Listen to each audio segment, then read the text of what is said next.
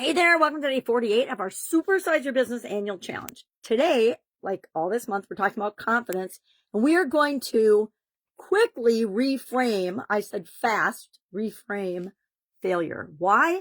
Because this is probably one of the things that causes most people to quit doing their business. And in my definition, which thank you, Tony Robbins, for helping me redefine what success and failure are, because it had a huge impact on my life. If anybody wants to know how to do that, let me know in the comments below, and I will do a quick video on how to do it, because it's such a powerful technique or strategy that we can use to create the life that we want without all the stress and the hustle and the heartache and the health challenges and things that come up when we're not doing it in a way that makes sense for us or is in alignment with who we are. I can't believe I'm talking about in alignment with who I am. All right. So reframing failure.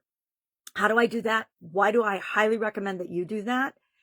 I personally have defined failure to the point where I don't think I can even fail at anything for the rest of my life, because I've redefined it in terms of what it takes for me to actually fail at something. And bottom line is, the only way I can actually fail at something is if I quit entirely and I don't learn anything at all from the experience.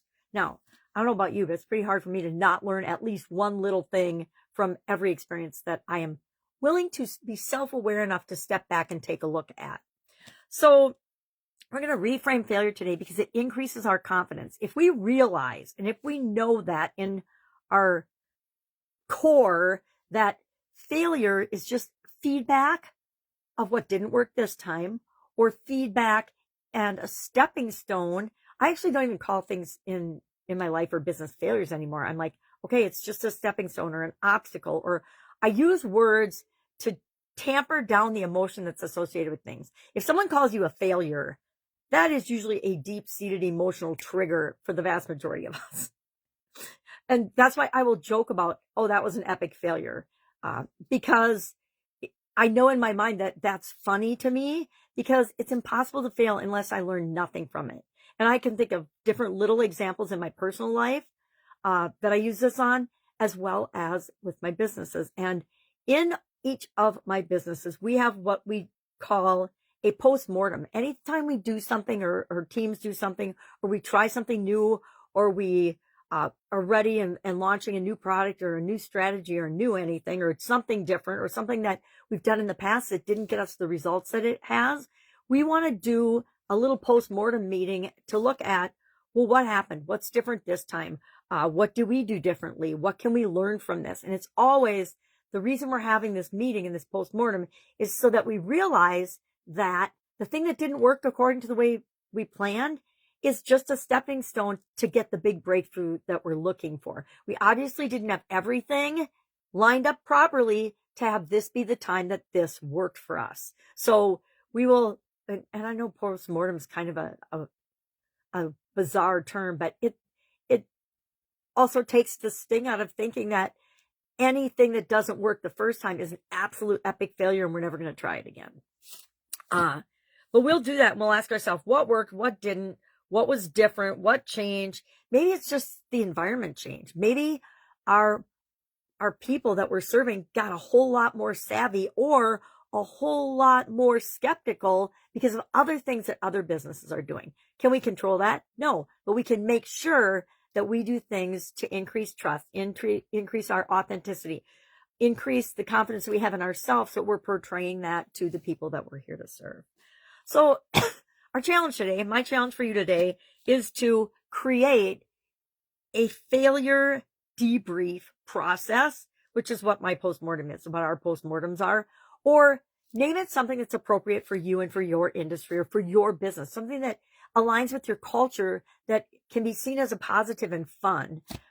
Sometimes we'll call it in different organizations a workshop, and we do it for both positive and negative things. Whenever we have a big win, we want to look at that and capture the lessons learned there so we can do more of it. When we have something that doesn't work, we want to do that too and look at the things that we can tweak and change, because there's always many things we can tweak and change to get a better result next time. I don't know about you, but I don't think I have ever, I'd have to think really long and hard about this. I think the few times that I've had something work right out of the gate are so few and far between that as a matter of survival, And so I could create what I wanted to create in the world. I had to redefine this. I remember the first time I got fired from a job. Anybody else ever gotten fired? And I'll admit here and now, I've actually gotten fired from more than one job. I realized after about 2.5 decades, a quarter century, that I loved corporate America. Corporate America loved me, but it wasn't the right fit for me. It was not the right environment for me to be myself and create what I want to create in the world. All right. So what are we going to do? We're going to create that process. You can share done in the comments below, or if you're brave, you can share your process. Usually we just create a 3 to 5 step process for anything like this, right? I would recommend formalizing the process after you try it out with your folks for a couple iterations and do it a couple of times. And then once you land on something you like, make some forms for it so it becomes part of the culture and you just automatically do that.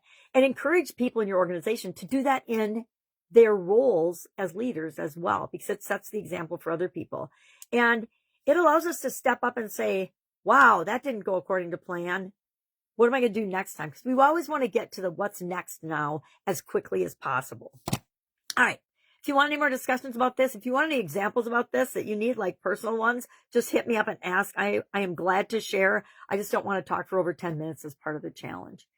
If you want, we could do this as one of our hot seats, and we could just share epic failures that we've had and what we could have learned from them, or what we did learn from them. I think that would be a really powerful workshop. Let me know.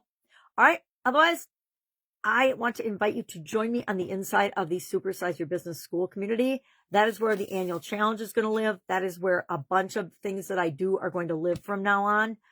Every time I say school or write school in anything related to Facebook, my reach to anybody and anything in groups, pages, my personal profile tanks. And so I will continue to be here for a while. But as soon as I figure out and make my face not giant on the recording platform on school, I'll probably be moving there. Just letting you know. So if you want to get in now. I run a freemium group, so you can join for free.